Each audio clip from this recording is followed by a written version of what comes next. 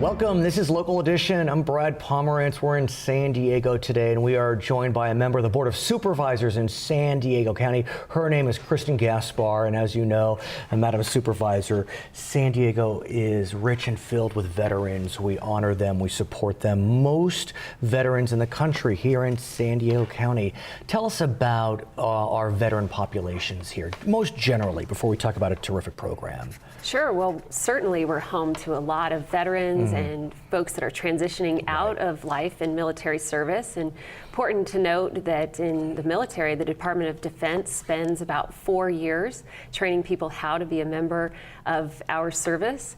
And in the end, when they're transitioning out, they spend less than a week with them, transitioning back into civilian life. I'm so glad you brought that up, because it is a bit surprising when you hear that. I don't want to criticize our military, God bless them, but it is a bit stunning that when you make that transition, there isn't as much of a runway, I guess you can say.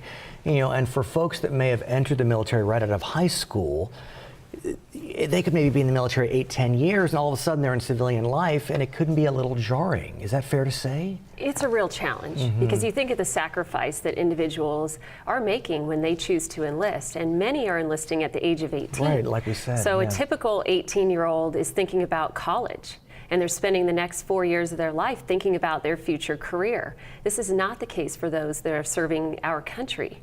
And so the thought is that they transition out of military life, and where do they go? What is that next life for them like? And if you think about those that may have served around our era, 80s, 90s, there weren't a lot of conflicts going on. I mean, early 90s there were, but so they tended to be stateside. But now, those that are serving in the last 10, 20 years, they've been in the Middle East. They have. And so these 18 to 25-year-olds, they're not stateside. They're in the 120-degree desert protecting us from the terrorists. I mean, that's hard. That's hard. Then they come home and they have a week to figure out how to do this. It's really tough. We have a lot of folks suffering from PTSD, for example. The veteran suicide rate is higher than we'd ever like it to be. And just that adjustment back is really tough. And you think about young people too, many of them have gone on to have families while they're in the military, And so now it's not just that they're supporting themselves, they're supporting a family. And how do they do that absent a job? What I love about San Diego County is there are so many programs that help veterans through that transition. Mostly nonprofit private programs, some partnerships, of course, with the public sector, but one program which particularly touches you is known as the Workshops for Warriors program. Tell us about that program. Really dig deep. You visited, we got imagery of you visiting. Tell us about that program. Well, you're absolutely correct that there are over 20,000 organizations in San Diego alone. I didn't know that. That are serving veterans in some way. So there are a lot of organizations out there. But this is actually the only accredited schooling facility in the United States that's working with our wounded warriors, that's working with our veterans, is also serving that transitional military. I didn't know that. Okay. And what they're doing is taking them through a 16-week program and credentialing them for a career in advanced manufacturing. Now, you hear a lot about how there aren't jobs available. People can't get jobs. However, advanced manufacturing is fading. But there are 2.3 million jobs available in the United States alone in advanced manufacturing. And those slots are not filled. And the reason they're not filled is that people don't have the qualifications to fill them. They do not have that training. The average age in manufacturing is 58 years old. I'm glad you brought that up, because I have been looking at those statistics just like you have. And what we see is there's a mismatch. While the jobless rate is actually not too bad these days, there are people looking for jobs, but they're not finding them, but it's because of what you described. The jobs that are open don't require certain qualifications that those that are unemployed don't have. Right. So Workshops for Warriors is helping serve two needs. Right. One, keep our work here in the United States. Don't let our advanced manufacturing jobs be outsourced out of the country. This can do a lot for our economy throughout the United States. But the most important thing is making sure that people feel like they have an opportunity outside of that military service to create a life for themselves and for their families. And I want to talk about those jobs leaving the country. What we know about the new administration in Washington is that the Trump administration is looking to bring back jobs to America. Whatever that means, I'm not sure. But look, that has been his position from day one. And so if all of a sudden we do start seeing manufacturing jobs coming back from Mexico, Asia, whatever it is, we're going to need people to fill those jobs. So it seems as if this program is particularly needed right now. Yep. Because, who knows what's going to happen with NAFTA, but look, we're going to probably need a lot more people working in kind of the assembly line or whatever that means. This is a local solution. Their success rate in not only placing people into employment, but retaining employment outside of this credentialing program, 96% of the people that are graduating from their program go off with a career, not just a job that can support them way above minimum wage.